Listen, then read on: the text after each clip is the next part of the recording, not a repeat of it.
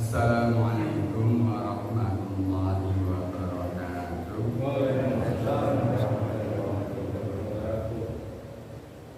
Alhamdulillahirabbil alamin. Alhamdulillahi wa bihi nasta'inu ala umuri dunya waddin wa la haula wa la quwwata illa billahil aliyyil azim. Allahumma shalli ala sayyidina Muhammadin wa ala alihi wa sahbihi ajma'in. Allahumma iftah lana hikmataka wa nshur alaina rahmataka min khuzaini rahmatika ya arhamar rahimin. Amma ba'du. Para jamaah, monggo kita mengikuti majelis kita menikah kanthi nyuwun rahmatipun Allah, nyuwun tambah hidayah lan taufik serta hikmah saking pitutur-pituturipun Allah saking ayat-ayatipun Allah kanthi wasilah wawasan Al-Fatihah. A'udzu billahi minasy syaithanir rajim. Bismillahirrahmanirrahim. Alhamdulillahi rabbil alamin. Ar-Rahmanir Rahim. Maliki yaumiddin. Iyyaka na'budu wa iyyaka nasta'in. Ihdinas siratal mustaqim. Siratal ladzina an'amta 'alaihim ghairil maghdubi 'alaihim waladdallin.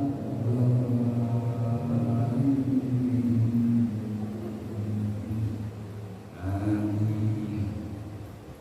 Alhamdulillah, kita bersyukur kepada Allah Subhanahu wa taala masih diberikan kesehatan, masih diberikan kesempatan, masih diberikan kemampuan untuk mengisi hidup kita dengan hal-hal yang insyaallah diridhoi Allah Subhanahu wa taala.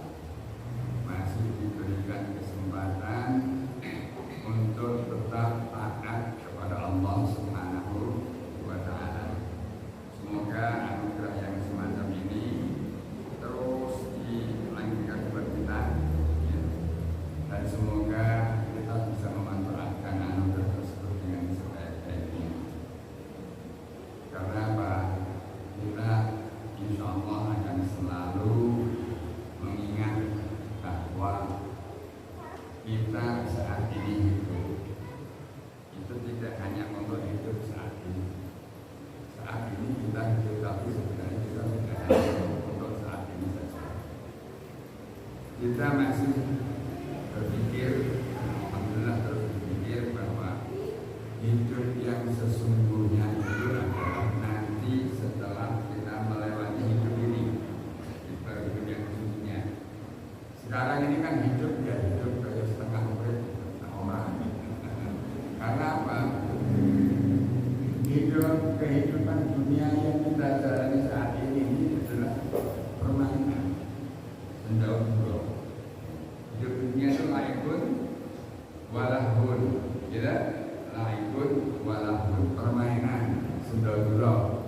Yang hakikat kehidupan berikutnya adalah kehidupan yang nanti setelah kehidupan di dunia. Maka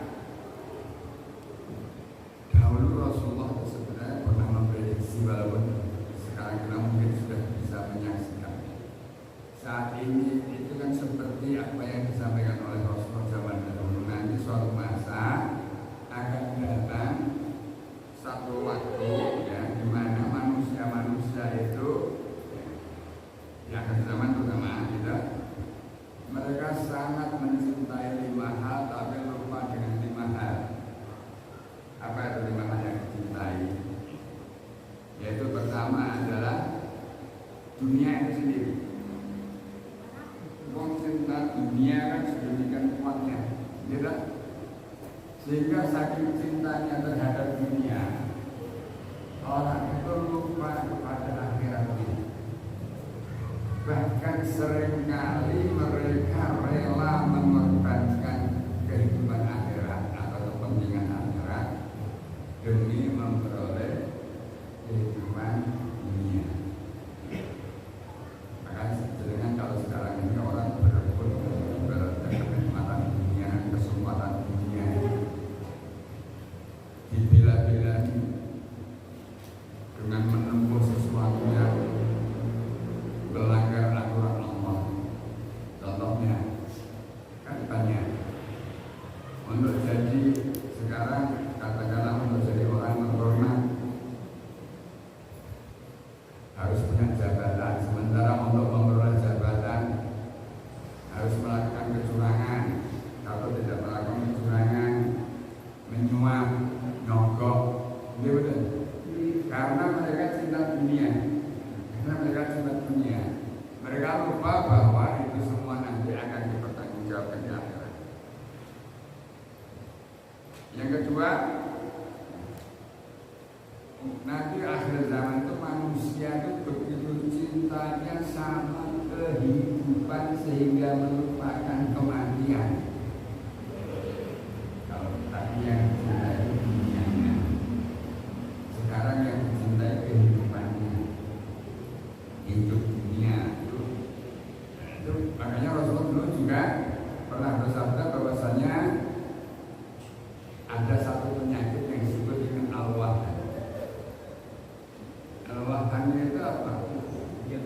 Itu bahasa itu cinta dunia dan karena saking cintanya sampai lupa akhirat. Dan yang kedua takut mati.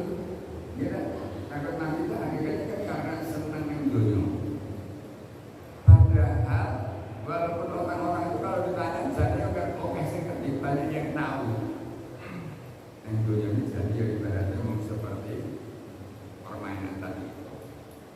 Dan hidup di dunia itu sebenarnya benar-benar kalau orang beriman sadar betul bahwa hidup di dunia itu baru lembaga.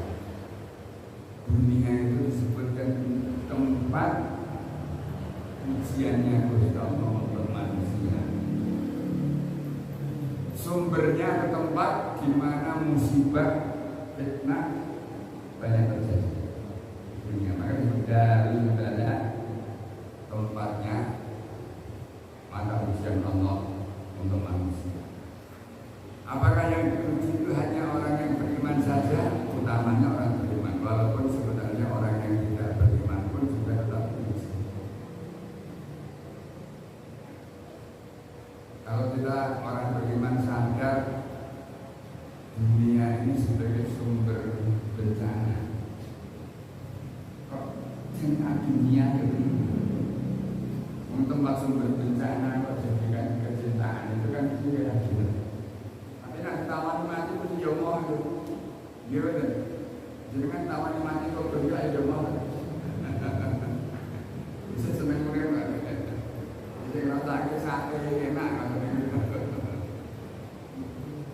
Ya itulah cinta dunia, cinta kehidupan. Wal akhiratu lahiyal hayawan. Wal akhiratu lahiyal hayawan. Akhirat itulah yang sebenar-benarnya hidup. Nah kita seringkali dibuat lengah. Yang ketiga setelah apa istilahnya cinta kehidupan, kita cinta biasanya untuk menopang hidup kita, menunjukkan kelas hidup kita. Biasanya sikap kemewahan, terutama bangunan mewah itu dan suka bangun istana, tempat tinggal kita. Ini benar. Uangnya nak masukin nasi tidak pertama kali apa? Oh main sih kan itu bisa. Karena orang main apet kendaraannya sendiri, baru ke yang lain-lain. Sehingga kecintaan kita kepada bangunan dunia termasuk kendaraan sebagai fasilitas hidup, kita lupa akan tempat tinggal setelah mati, khususnya di alam kubur. Kenapa kok tidak siap-siap mempersiapkan bangun kuburan? dibangun kuburan itu bukan tanahnya, bukan makamnya, terus masyarakat itu aku bangun ke orang pendopo yang gede, bukan itu, tapi suasana kubur. Nah, suasana kubur yang baik itu yang bagaimana? Suasana kubur yang baik adalah yang jauh dari fitnah atau dari azab kubur. Suasana kubur yang baik adalah yang sejuk, yang menyenangkan, yang disebut dengan nikmat kubur. Kita kan sering mendengarkan siksa kubur, tidak? Nah, lawannya adalah nikmat kubur. Nikmat kubur itu seperti apa? Nikmat kubur itu keadaan yang tentram sehingga orang benar-benar tentram tanpa ada gangguan, sehingga dia seperti tertidur pulas.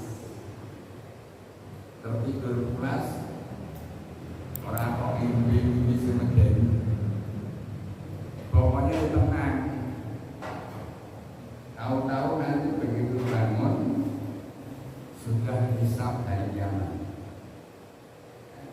Dan ketika hisab hari kiamat, ia mendapatkan catatan amalnya ternyata baik. Ya, pokoknya termasuk kategori orang yang bi'aliyyin, ya, orang yang mendapatkan penghormatan karena amalnya baik. Karena semua catatan itu diserahkan satu persatu. Jangan nanti akan menerima rapor dengan satu persatu.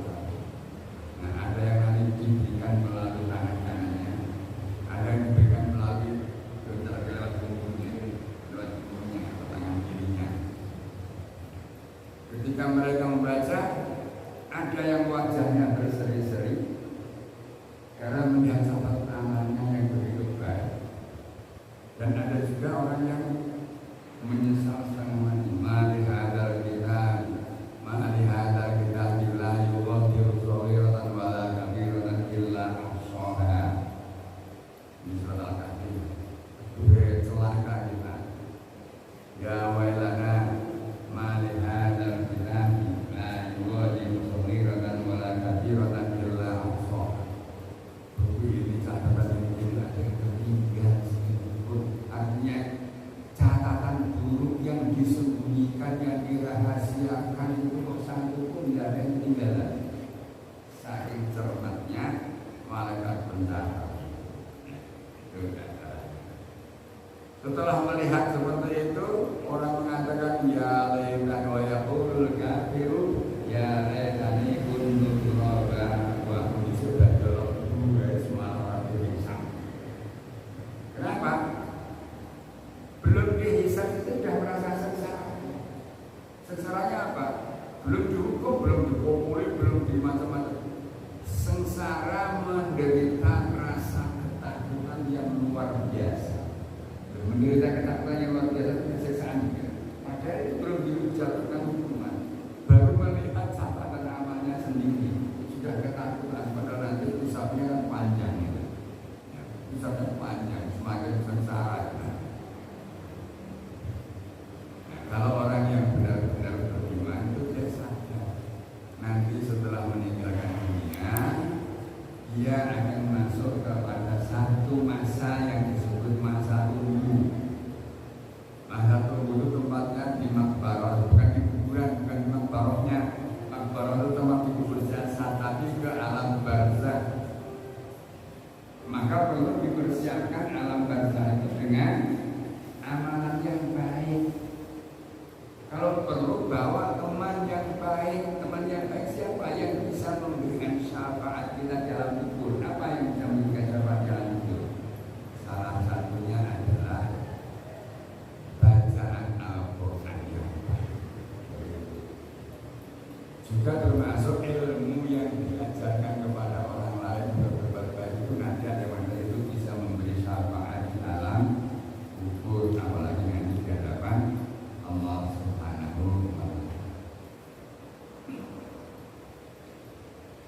Jadi ya, kalau kita yang jelas pasti riwayat sahih itu adalah bacaan Al-Quran dan hafalan Al-Quran. Syukur iso kabeh 30 juz. Kalau nggak bisa meskipun sedikit itu nanti bisa menjadi syafaat kalau itu dijaga dan dibaca. Makanya hafalkan. Pahala mempelajari Al-Quran atau belajar ilmunya Allah. Orang yang belajar agama, belajar ilmu dari Allah, itu orang itu tercatat seperti fisabilillah. Maka jangan buat niat untuk berjuang fisabilillah seumur hidup dengan jalan apa? Dengan jalan menjadi murid seumur hidup. Muridnya siapa? Gurunya. Gurunya langsung aja kepada Rasulullah. Bagaimana caranya? Pelajari Al-Quran dan hafalkan Al-Quran. Nah, nanti mungkin bisa ketemu salah satu guru yang ada di dunia yang bisa kita percaya untuk praktiknya. Apa praktik? Untuk membetulkan, untuk mengklarifikasi bacaan kita itu sudah benar betul. Kalau perlu nanti bikin setoran. Menawi jenengan ada yang mau ngapal betul khusus asimak ini apa nomor setoran ini. Ya, pendampingku satu lembar nggak apa-apa. Pak, saya mau setor satu lembar Pak. Bolak-balik tak simak nanti. Walaupun saya belum hafal 30 nanti saya menyimak, tapi insya Allah kalau bacaannya sudah secara tajwid bisa saya bertanggung jawabkan. Kalau hafalannya belum, kami sendal mushafnya. Ya. Tetapi kalau bacaan tajwidnya saya bertanggung jawabkan. Saya sudah bertanggung jawab, berani bertanggung jawab. Panjang pendeknya, makrofnya, ya, kemudian tafsir, berhenti wasalnya, dimana sudah benar apa belum, saya berani bertanggung jawab. Nah, kalau hafalannya memang belum juga khusus. Berani. Kalau ada yang mau mengamalkan, mau silakan. Jika apa-apa, pokoknya diniati Bismillah dengan menghafalkan Quran. Sampai kapan sama ini? Syukur itu belum juz. Kalaupun bisa hanya hafal satu juz sama, ya apa-apa. Syukur kan tambah surat-surat penting, surat-surat pendek, atau surat-surat medium. Apa surat medium? Ya misalnya dengan hafal surat Yasin. Nah biasanya saya yakin yang hafal Yasin banyak. Soalnya apa? Tertinggu di kampung. Kira biasanya di kampung itu kan ada jamaah Yasinan. Jamaah tahlil, jamaah Yasinan, kira. Itu masuk bolak-balik Yasinan hafal. Biasanya kalau Yasinan ya hafal, tapi tetap kalau Yasinan kita bawa buku karena apa? Ya gaya-gaya mimpin nggak akan berbuka jadi kalau sombong. Ya itu ya. Jadi apa? Suka bangunan duniawi, suka bangun istana, tapi lupa mempersiapkan rumah di kuburnya. Bangunan yang kita cintai ini padahal kan ya sifatnya kan sementara. Sedangkan kalau melihat saya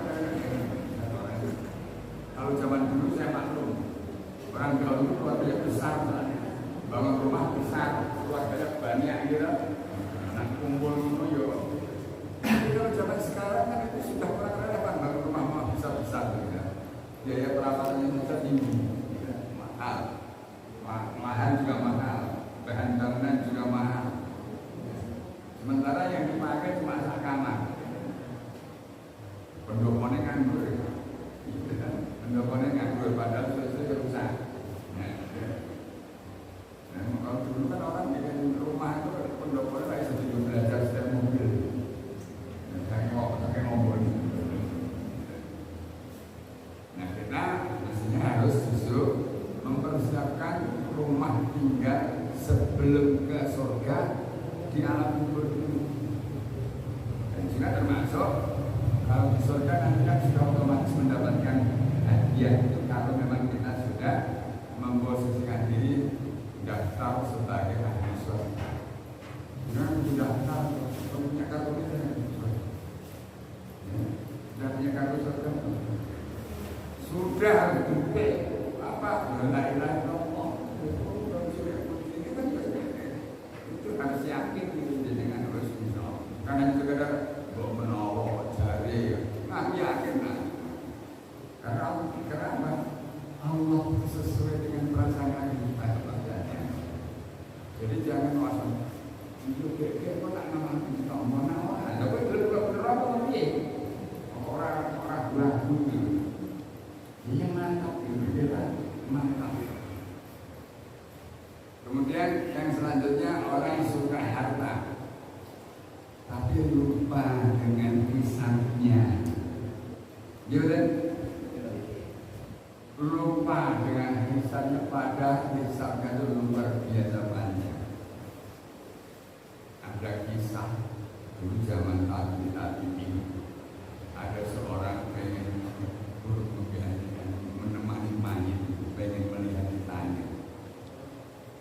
Itu katanya, padahal orang itu miskin, hartanya cuma satu, kapak untuk mencari kayu bakar. Dia itu menghisap kapak saja itu rampung-rampung, macam-macam. Itu kita ngomong di segala macam lengan piye, beda orang tanggane orang marahi, mesti wong liya kok. Mesti sampe ora akhirnya pas dengan begitu akhirnya dia baru satu buah kapak saja hisapnya sudah sedemikian berat. Apalagi kalau anak buahnya.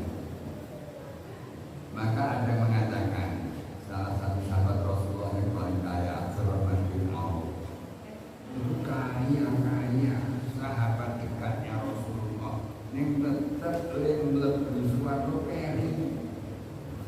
Kenapa? Karena kakek hisapnya. Padahal dia sudah orang yang sangat warok.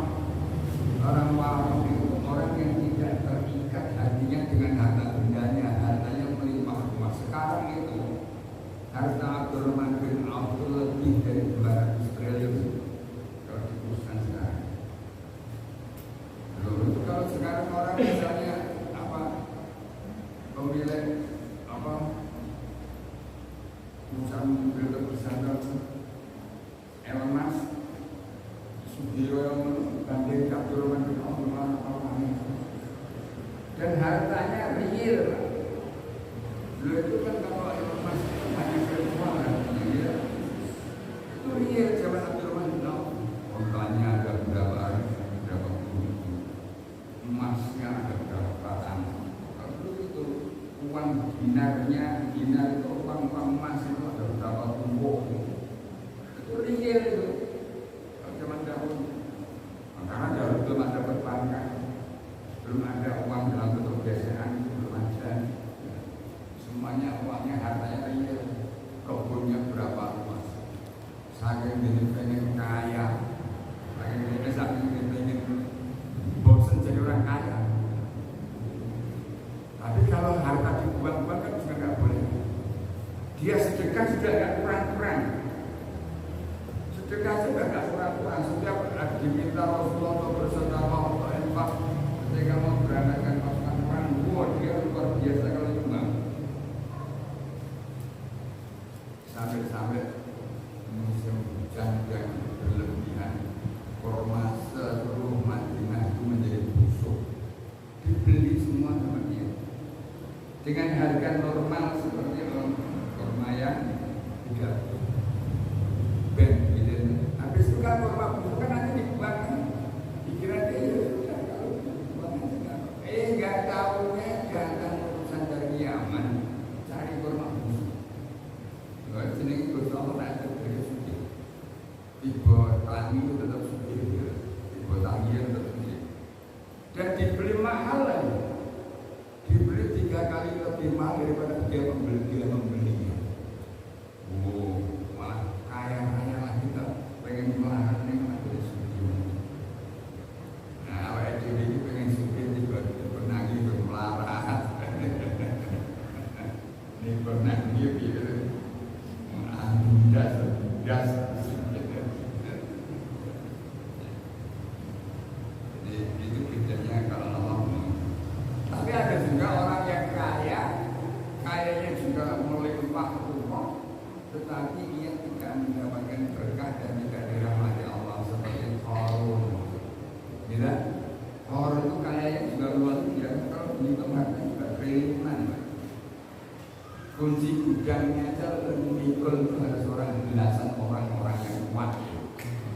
sinetron gitu.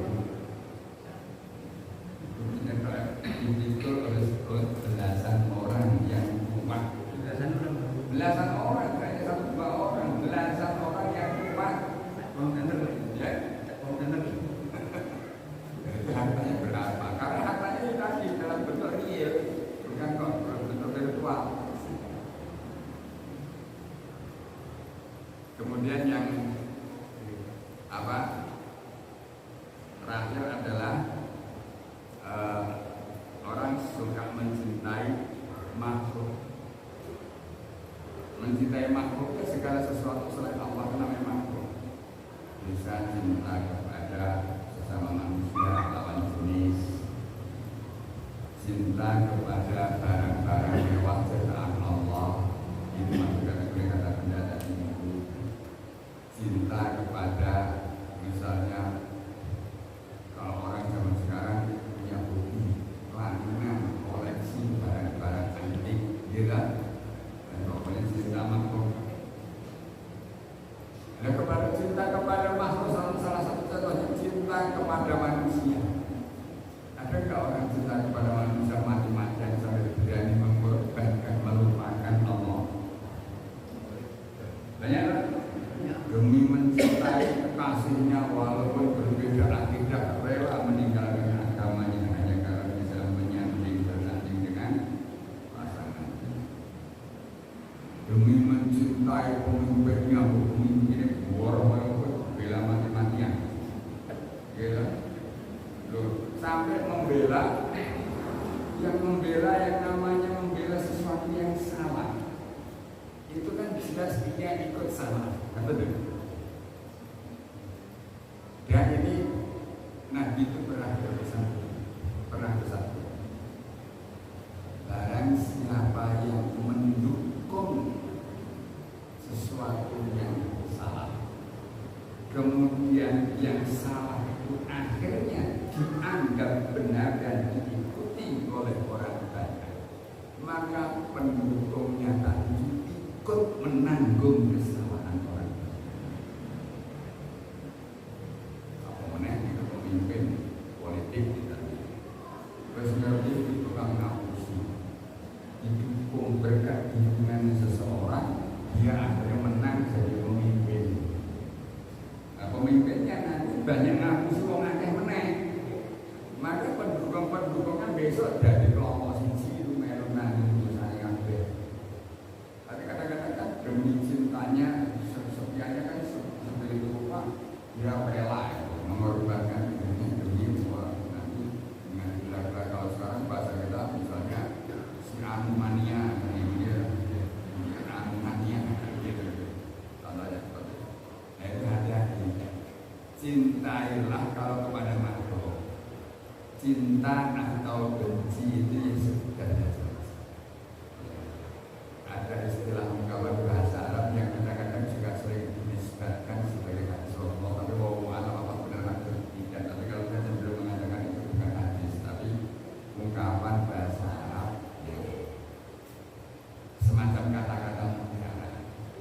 Ahbib habibaka faunamma asa ayyakuna baghiraka yawmamma.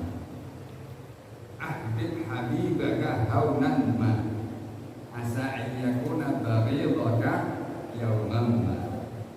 Dan kebalikannya wa abghid baghiraka haunamma asa ayyakuna habibaka yawmamma. Cintailah kekasihmu sekedar karena boleh jadi nanti suatu saat akan menjadi orang yang paling kamu benci. Dan bencilah orang yang tidak kamu sukai itu juga sekedarnya saja, karena boleh jadi suatu ketika nanti akan menjadi orang yang kamu cintai. Kalau dalam bahasa Al-Quran itu sumbernya, basisnya itu adalah cara dibedakan benci ataupun cinta, senang, itu landasannya adalah kebaikan, dan kebaikan itu sumbernya dari Allah Subhanahu wa Ta'ala. Maka Al-Quran, bahasa Al-Quran itu dulu ketika anhu jalan Allah, mereka mengatakan, Rabbana lima katabta alaina kita. Tuhan kami, kenapa kok kami harus dimasukkan berperang? Karena kalau tidak berangkat berperang, ya mereka mencintai musuh terus. Ya supaya disegani harus ditantang perang, ya harus maju perang. Hasilnya gimana? Terserah sama Allah. Dan karena kita percaya Allah pasti membela pihak yang benar, nah, akhirnya mereka semangat maju dan mendapatkan kemenangan. Dengan kemenangan berperang ini akhirnya mereka menjadi disegani dan mendapatkan penghormatan dari lawan-lawannya dan orang-orang lain, sehingga orang tidak mudah menghina umat Islam. Nah, itu ketika turun ayat tentang perintah perang ini kan banyak orang yang tidak suka. Maka Allah mengatakan asa an takrahu syai'an wa huwa khairul lakum wa asa an tuhibbu syai'an wa huwa kurhun lakum. Allah memerintahkan berperang wa huwa kurhun lakum. Kamu diperintahkan untuk berperang sementara perang itu sesuatu yang kamu benci. Maka Allah mengatakan asa an takrahu syai'an wa huwa khairul lakum. Boleh jadi kamu membenci sesuatu padahal itu baik untukmu. Berarti bahasa antuhibbu syai'an wa huwa syarrul lakum. Boleh jadi kamu juga membenci sesuatu, mencintai sesuatu. Boleh jadi kamu mencintai sesuatu padahal yang kamu cintai itu membawa keburukan bagi itu ya. Maka kita kalau kepada makhluk baik cinta ataupun benci, ya boleh saja karena itu memang sunatullah, tapi ya sekedarnya jangan sampai direwangi mengorbankan yang paling utama, mengorbankan prinsip dalam kehidupan kita. Prinsip yang paling penting dalam kehidupan kita apa? Menjaga kita tetap berada di dalam fitrah. Dan fitrah kita itu apa? Fitrah kita itu adalah sebagai hamba yang beriman kepada Allah Subhanahu wa ta'ala. Ada pertanyaan betul? Ada pertanyaan betul? Ya moga. Ada dikatakan dalam buku itu ada untuk nikmat dalam itu. Namanya mungkin dari kata sekarang mungkin ya nikmatnya tidak seperti zaman ada aku masih iya. Kalau mereka merasanya cepat banget. Terus setelah nanti bangkit dari kubur, kemudian problem menurutnya dia bangun.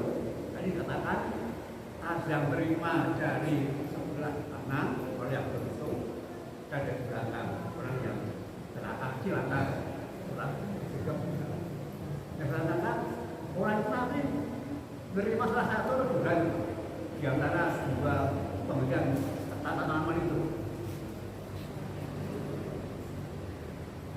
Jadi nanti kalau di akhirat itu bukunya cuma satu. Bukunya cuma satu. Jadi ini kamu nanti masuk kategori ahli surga atau ahli neraka. Dan kebanyakan ahli neraka. Karena yang masuk surga itu oke. Apalagi dalam sebuah riwayat yang dinisbatkan kepada Rasulullah SAW, umat Rasulullah ini yang masuk ke surga itu cuma sepertiga. Berarti kan 66%-nya masuk neraka. Ngeri. Jadi nak kumpul modal berarti kalau serok. Kalau modal sengaja kita nggak tahu itu persentase statistiknya itu. Ini sebelum kita ke kapal yang berpusat ke musisi. Gimana? Oke, kita lagi. Mana Pak? Gimana? Jadi poin yang pertama Pak, mencintai dunia. Misalnya begini Pak, kita melamar suatu kerjaan, melamar suatu itu pakai syarat. Maaf ya, tidak menyinggung karena kita harus istilahnya harus ada dana. Iya. Kalau tidak dana tidak bisa masuk. Iya. Diangkat sebagai pegawai atau apapun. Satu yang kedua, tadi Bapak bilang makruh untuk mencintai seseorang.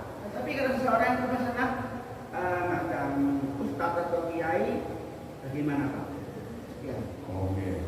Kalau mencari pekerjaan tadi dengan harus ada katakanlah mengeluarkan dana dan sebagainya, itu yang disebut dengan maksudnya kan harus muat gitu kan? Iya, betul.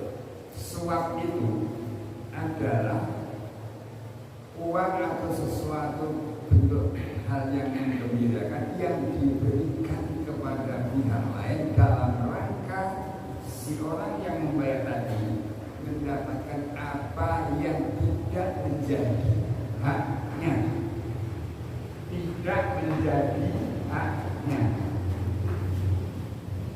Jadi misalnya Anda pengen misalnya pengen ngawal bagi kapur di Quran misalnya kan gitu ya, itu bayar sekian ratus juta misalnya kan gitu kan. Nah orang bayar apa kan? Padahal setelah diuji kan itu pakai ujian, Anda benar-benar nggak lulus ujian, tapi berhubung Anda mau bayar mahal, nanti jadi sementara saya lulus malah ada nilai namanya sokongan. Tapi kalau Anda lulus karena itu urusan berarti kan Anda sudah berhak, maka yang bisa dikatakan kalau Anda lulus itu tidak dikatakan sokongan karena Anda berhak. Yang dikatakan sokongan itu kalau Anda tidak lulus ujian, salingan tidak lulus, kalau Anda nyokok bayar jika lulus, dan itu namanya sokongan. Tapi kalau Anda mesti lulus kan berhak mendapatkan, tapi untuk itu harus bayar ngomong tapi jadi tidak semua orang suka dikatakan nyokok. Sekarang lagi misalnya, kalau misalnya ada pilihan pemimpin, pilihan segala berupa aja, sedang ada serangan pasar benar. Iya. Dan ada betul jujur mawar gitu. Budaya. Kalau misalnya ada pihak yang kita ketahui track recordnya secara perjalanan hidupnya itu tidak baik dan dia karena banyak menyebar uang sehingga nanti dimungkinkan terpilih orang bawah, maka kalau Anda orang baik, kemudian Anda orang baik dan nanti seandainya menang Anda akan melakukan jalan yang pemerintahan dengan baik, dan untuk bisa baik Anda juga harus mengeluarkan duit, karena kalau tidak mengeluarkan duit tidak akan menang. Itu yang baik itu tidak disebut menjual sesuatu. Kalau dalam ilmu fikih dan usul fikih disebut badlul mal lijal bil khair. Lha wong elek nunggu swara gen menang. Itu nanti kalau menang kan berarti kekuasaan di bawah orang yang sebenarnya kurang baik atau tidak baik. Nah, untuk menghindarkan kekuasaan dikuasai orang tidak baik, maka orang baik harus memberi suara supaya kekuasaan tidak dikuasai oleh orang jahat.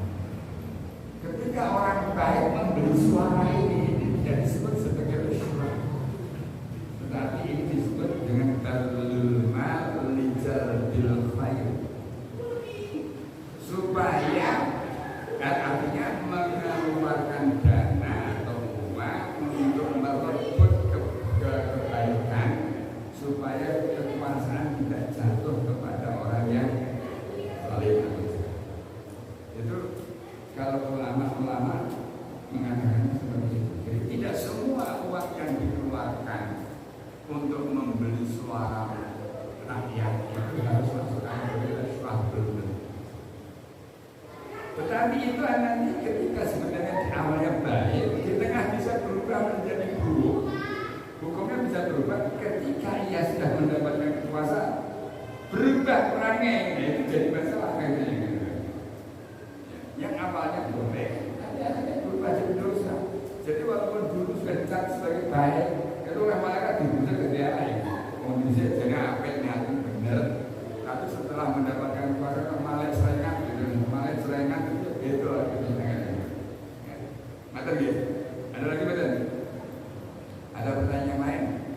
Monggo.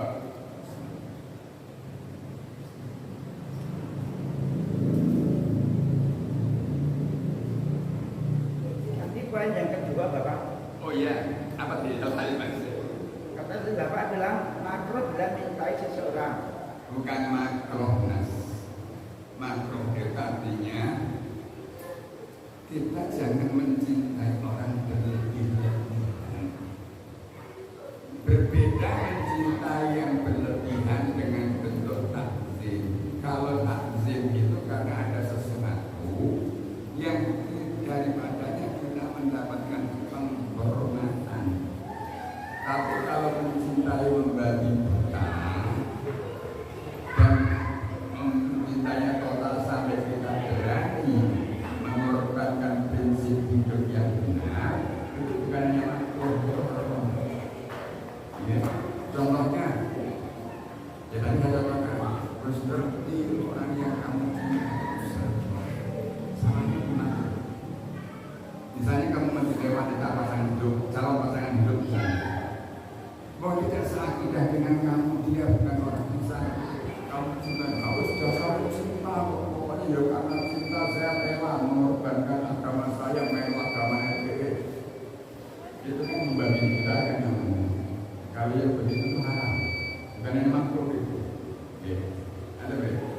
Tapi kalau mencintai orang dalam rangka misalnya taklim itu memberikan pengagungan atau penghormatan karena jasanya misalnya. Oh, orang ini sudah mengajari saya ilmu yang bermanfaat misalnya kan gitu. Untuk saya mencintai karena berkat bimbingannya hidup saya sekarang lebih terarah, saya bisa menjalani kehidupan dengan baik, saya bisa mendapatkan penghidupan yang baik berkat jasa orang itu, maka saya mencintai dia. Tapi itu kan karena jasa baiknya dan itu boleh dan justru terpuji. Baik, kita akhiri. Maka juga ditutup tetap memohon rahmat Allah, memohon hidayahnya, dan semoga Allah memberikan kesempatan kepada kita di waktu yang akan datang untuk terus bertemu di majelis-majelis yang semacam ini, sehingga Allah melimpahkan berkahnya pada kita semuanya. Dengan wasilah umum kita Al-Fatihah. Alhamdulillah minasyaitonir rajim. Bismillahirrahmanirrahim. Alhamdulillahirabbil alamin. Ar-Rahmanir Rahim. Maliki yaumiddin. Iyyaka na'budu wa iyyaka nasta'in.